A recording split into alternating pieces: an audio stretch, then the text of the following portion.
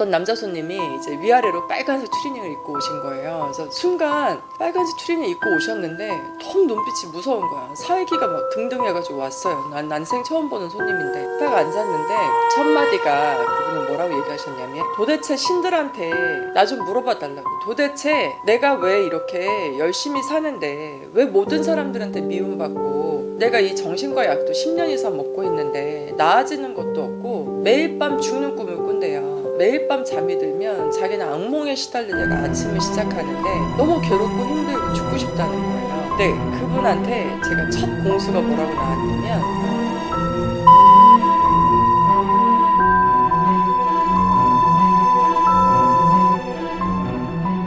라는 공수가 나왔어요.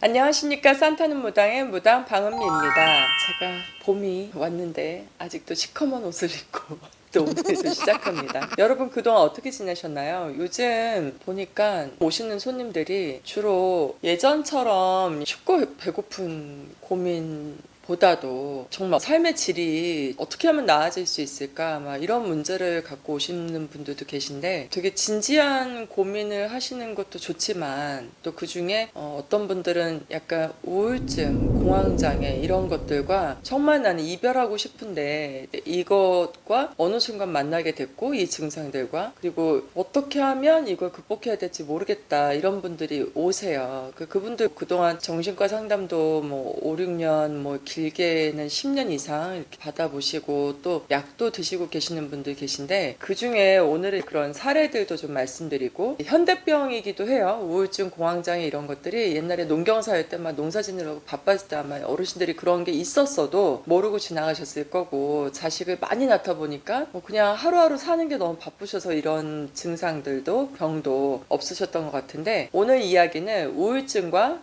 공황장애에 대해서 극복하는 방법을 여러분들께 설명해 드리려고 합니다. 자, 일단 첫 번째 제가 만신의 입장에서 무당의 입장에서 우울증과 공황장애를 어떻게 볼까 나름 생각을 많이 해봤어요. 근데 손님이 만약에 A라는 손님이 오셨는데 이제 이런 증상을 갖고 계신 거예요. 근데 이제 앉자마자 점사에 너 우울증이다 공황장애 이렇게 나오진 않아요. 어떻게 나오냐면 케이스 바이 케이스긴 한데 어떤 분들은 당신네 집안에 가만 보니까는 약간 유전처럼 뭐 외가나 친가에 아니면 어느 쪽에 이렇게 약간 자살 충동 그리고 우울증 이런 것들이 좀 있는 집안이다. 근데 실제로 위에서는 보니까는 무당도 있었네, 만신도 있었네. 그리고 또 근데 밑에 내려오다가 이런 자손이 나와야 되는데 사실 뜬 신이라 그러죠. 뜬 신. 신들이 떠서 자손들한테 이런 현상처럼 와 있는 부분이 있다. 어찌 보면 본인이 갖고 있는 병이 마치 내 것 같지만 사실은 그거는 본인 게 아니고 조상 중에 누군가의 한 사람이 가졌던 병 그리고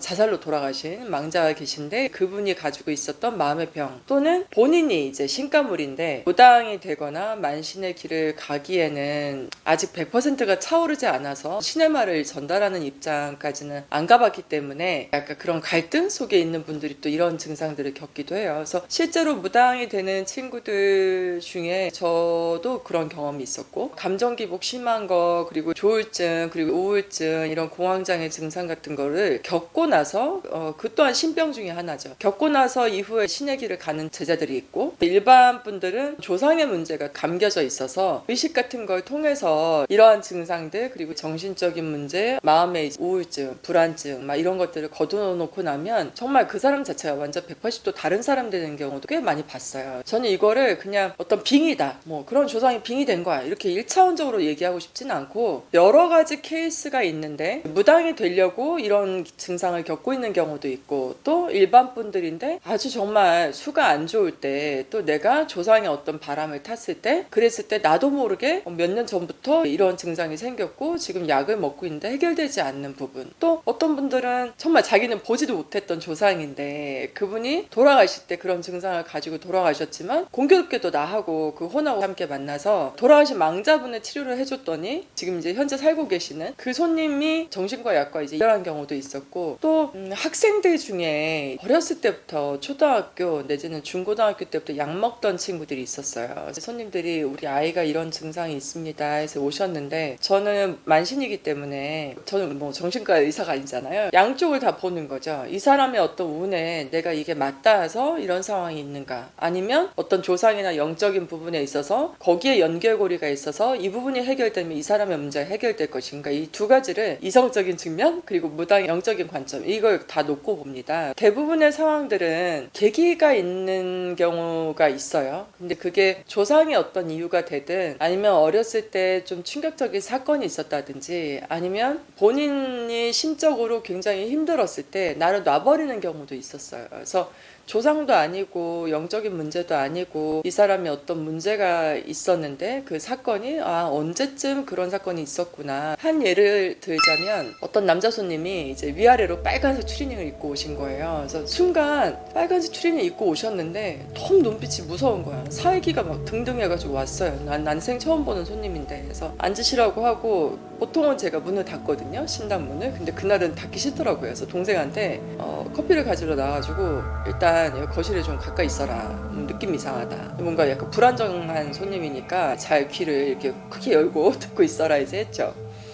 그래서 뭐 저도 무당이지만 뭐 1분 뒤, 5분 뒤의 상황을 그렇게 세밀하게 알고는 살 수가 없어요. 어떤 부분은 알고 어떤 부분은 또 나에 대해서 이렇게 복잡하게 알면 안 되기 때문에 또 신에서 안 가르쳐 주신 분들이 있고. 근데 그날 그런 손님이 오셨고 딱 앉았는데 첫 마디가, 그분이 뭐라고 얘기하셨냐면, 생일과 이름을 물어보기 이전에 도대체 신들한테 나 좀 물어봐 달라고. 도대체 내가 왜 이렇게 열심히 사는데 왜 모든 사람들한테 미움받고, 내가 이 정신과 약도 10년 이상 먹고 있는데 나아지는 것도 없고 매일 밤 죽는 꿈을 꾼대요. 매일 밤 잠이 들면 자기는 악몽에 시달리다가 아침을 시작하는데 너무 괴롭고 힘들고 죽고 싶다는 거예요. 그래서 일단은 알겠습니다 하고 이름하고 생일을 받고 그 다음에 부채방울을 흔들어서 신을 청했죠. 근데 그분한테 제가 첫 공수가 뭐라고 나왔냐면, 잘못한 게 아무것도 없다, 네 잘못이 아니다, 그리고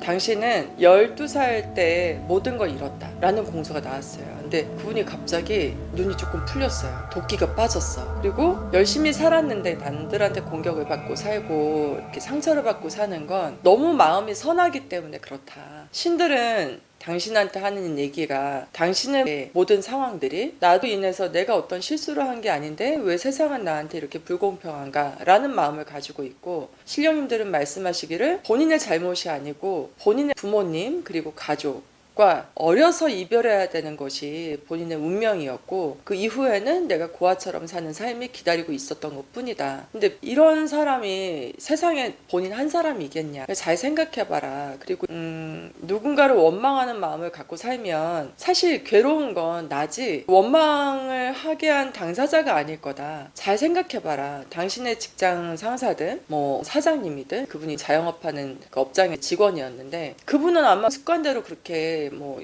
욕도 하고 화도 내고 이러시는 분이고, 근데 이런 거를 극복하기 위해서는 결국은 직장을 바꾸거나 아니면 내가 그런 환경을 좀 바꿔야 될 텐데 그런 부분은 내가 조언을 줄 수 있다. 그리고 그때 제가 동자가 있는데 엄마 아빠 선물 하나 줘 그러는 거예요. 그래서 무슨 뭘 주라는 거지? 그래서 그냥 신당 이렇게 쳐다봤는데 마침 태국 여행을 갔다가 누가 사오신 목 뻐근할 때 이렇게 바르는 무슨 허브 뭐가 있었어요, 오일 같은 게. 그래서 거기에 손이 가서 내려가지고 그분한테 드렸어요. 이거 선물이라고. 근데 그분이 갑자기 막 울기 시작하는 거예요. 나는 남자가 이렇게 체격 건장한 남자가 막 울기 시작하니까 뭐라고 말을 못하겠다 그래서 우는 동안 기다려줬어요. 마음껏 울으라고 하고. 근데 그분이 딱 눈물을 조금 있다가 멈추더니 자기가 세상에 태어나서 누구한테 생일 선물이라는 걸 받아본 적이 없대요. 근데 어제가 자기 생일이었대. 그리고 12살, 13살 그 무렵에 부모님과 누나와 차를 타고 어딘가를 가다가 자기는 잠이 들었고 눈 떠보니까 사고 현장이었던 거예요. 근데 누나는 좀 몸이 많이 불편한 상태가 됐고, 그리고 부모님은 그 자리에서 돌아가신 거예요. 그래서 이제 누나는 그렇게 힘든 상황이니까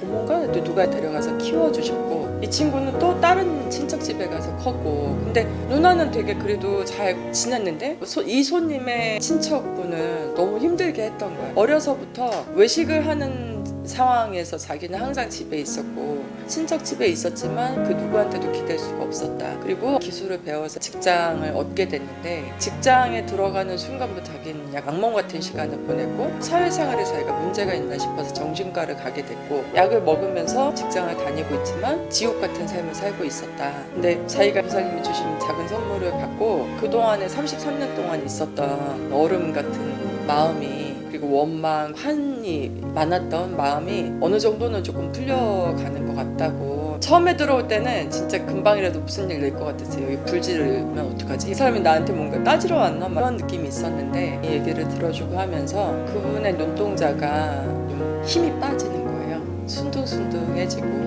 그래서 나중에 이제 멋져가시면서 보살님, 제가 일단은 지금 이 마음을 얼마나 유지하고 갈 수 있을지는 모르겠으나 일단 최선을 다해보겠다. 그리고 제가 얘기했죠. 정신과 약은 어떠한 부분에 마음을 억제하는 데 도움을 줄 수는 있겠지만 그게 온전한 해결책은 아니다. 본인 같은 경우는 동서남북 막 움직이면서 살아야 되는 사람인데 사실 직장생활 자체가 안 맞으니까 직업을 바꿔보는 것도 방법이 될 수 있다. 그래서 그분 지금은 그거 하시거든요. 그 화물 트레일러 운전하고 다니시는 직업을 갖고 있어요. 근데 그 뒤로 전국 팔도를 다니시면서 씩씩하게 살고 계시고 가끔 연락도 주시는데 이런 거죠. 이제 약에 의존해서 사는 것이 정답은 아닐 수 있거든요. 잠시 센 소나기를 피해갈 수는 있겠지만 그로 인해서 내가 소중한 것들을 더 잃을 수도 있다는 생각을 해봤어요. 왜냐면 그만큼 감정이라는 게 어디서 어디까지만큼이 움직이는 것이 사실은 정상이고,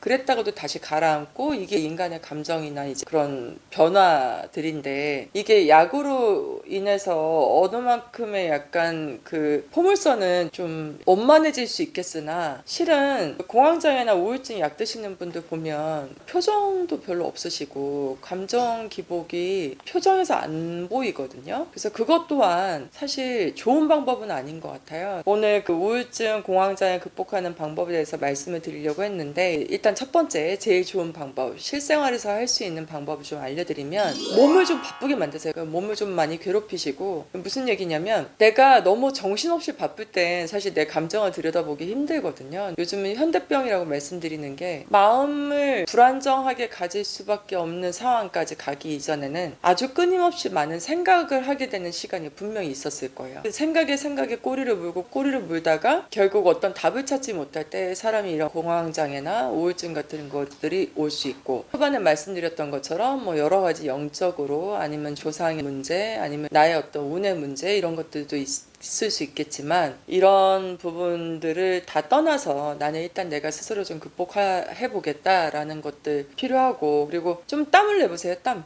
운동을 하는 거 도움 되고요. 근데 운동을 막 헬스클럽에 가고 수영장 문 열었을 때 가고 막 이런 것보다도 그냥 일단 내가 뭔가 반복적인 일을 좀 땀을 낼 수 있는, 집 근처에 뭐 산책을 좀 다닌다든지 뭐 이렇게 땀을 좀 내면, 사람은 몸이 힘들 때 생각까지 힘들어지지는 않거든요. 이 두 가지가 멀티가 되신다면 정말 대단한 분들이고, 이렇게 될 수가 없어요. 그래서 저도 역시 무당이 되고 난 이후에 공황장애 우울증까지는 아니었는데 약간 우울감이 되게 깊어질 때가 있었어요. 과연 내가 이쪽 세상에서, 나도 무당이고 만신인데 이 사람들과 나와 똑같은 길을 가는 사람들과 과연 어떻게 잘 지낼 수 있을까? 그리고 수도 없이 실망을 반복하고 또 상처가 생기고 이러면서 어차피 혼자는 못 살아가거든요. 이쪽 세계는 누군가와 함께 굿도해야 되고, 함께 의식적인 부분을 같이 악사 선생님도 계시고 함께 공생을 해야 하는데, 한 5, 6년 차 정도 됐을 때 제가 그런 위기가 왔었어요. 그래서 내 문제는 내가 어떻게 스스로 극복이 되겠는데 이 문제는 정말 못 풀겠는 거예요. 그래서 어느 날 고민을 거듭하다가 산을 가야 되겠다는 생각이 들더라고요. 그리고 이제 신에서도 저한테 산을 가라, 그리고 제일 높은 산을 가라는 공수를 받았고, 그래서 제일 높은 산 어디야? 지리산을 가볼까 해서 지리산을 그냥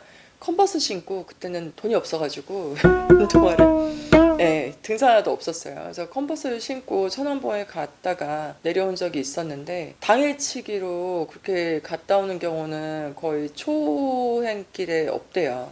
지금까지 얘기 들어보면 거의 그건 무모한 도전이었는데 올라가는데 7시간 반 걸렸고 내려오는데 8시간 걸렸거든요.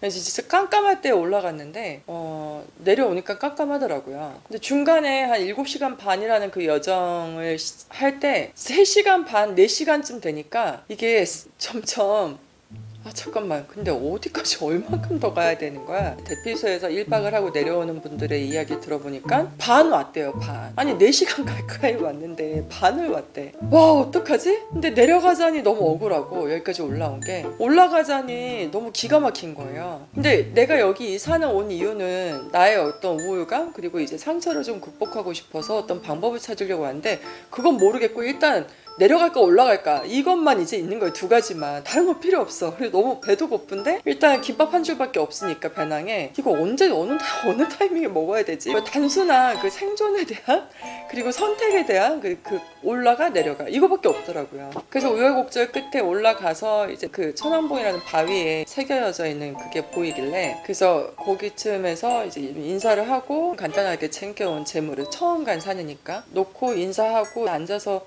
딱 김밥을 풀어주고 먹고 그 김밥이 사실 저한테 제 인생에 가장 맛있었던 김밥인데 처음에 먹을 때는 이거 뭐 사기 맞았나? 왜 먹어도 밥만 있지? 딱 뜯어보니까 볶음김치가 있는 거예요. 이거 뭐지? 김밥인데 김에 밥을 싼 걸 김밥이라고 파나 이 동네는? 먹었는데 그 볶음김치 딱 올려가지고 먹는 순간 너무 맛있는 거예요. 그러니까 너무 배고픈데 너무 맛있고 심지어 내가 여기 왜 왔는지도 잊어버렸어. 너무 행복해. 물을 먹을 수 있고 마실 수 있고 이 김밥을 볶음김치를 올려서 먹는 이 맨밥 김밥 먹고 있는 내가 너무 행복한데 그 순간 딱 머리를 스치면서 지나가는 거예요. 내가 또 간과하고 있었던 게 있었구나. 내가 처음에 무당이 될 때 너무 힘들었고 심지어 이런 기도를 다닐 때 경비 여비도 없어가지고 기차 타고 버스 타고 막 내려서 막 택시 타고 막 그 경비조차도 힘들게 살고 그랬었는데 지금은 내가 차도 있고 여기까지 오는 경비 걱정 안 해도 되고 막 이런 상황인데 그냥 한낱 나의 감정, 나의 어떤 마음이 상처받은 거 막 이런 것들 때문에 제가 저의 본분이 기도하고 누군가 빌어주고 도와주고 힘든 사람들과 함께 마음을 서로 기대어 가면서 또 방법을 찾아가면서 살아야 되는 사람인데 내가 나한테 너무 집중하고 있었던 것도 창피스럽고 그리고 여기를 그런 이유 때문에 왔다는 것도 너무 창피한 거예요. 참 사람이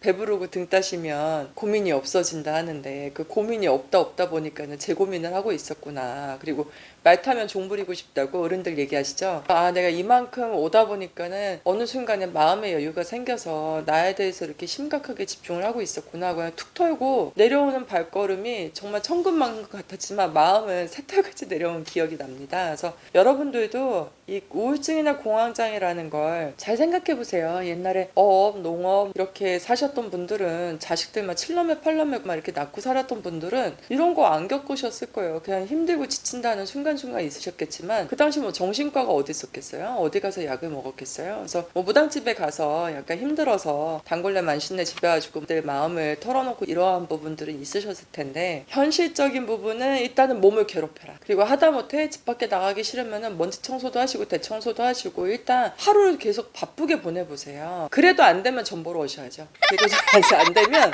전 보러 오셔야죠. 제가 어떤 솔루션을 또 명쾌하게 내어드릴 수도 있고 왜냐면 그게 본인들 개인의 문제가 아닐 때는 이런 거죠. 나는 정말 아픈 데가 남이 보이게 깁스하고 있는 게 아닌데 당사자들한테는 그게 죽을 것 같은 고통이고 공포가 있거든요. 근데 그 공포와 죽을 것 같은 고통이 내게 아니라고 생각해보세요. 지금까지 그 약을 먹고 지금 이 괴로운 게 엄청 억울하잖아요. 근데 그 원인에 대해서 정확하게 분석을 내어드릴 테니까 혹시라도 이런 증상이 있으신 분들은 문 두드리시고 예약하시고 오시면 좋을 것 같습니다. 그래서 인생에 대해서 진지하게 고민을 하고 사는 건 좋은데 그 고민의 끝이 자기 자신 감정의 절망감, 우울감으로 가는 건 바람직하지 않고 뭐 저라고 사실 고민이 없겠어요? 저 엄청 고민 많아요. 고민 많고 뭐 심각할 때도 있고 저도 사람인지라 상처받을 때도 있고 한데 근데 이제 내가 그림자를 보고 살 것이냐 빛을 보고 살 것이냐 나의 선택이거든요. 그것 또한 여러분들도 혹시라도 이런 문제들을 갖고 계시는 분들 계시면 뭐 제가 또 도움을 드릴 수 있는 부분이 있었으면 좋겠고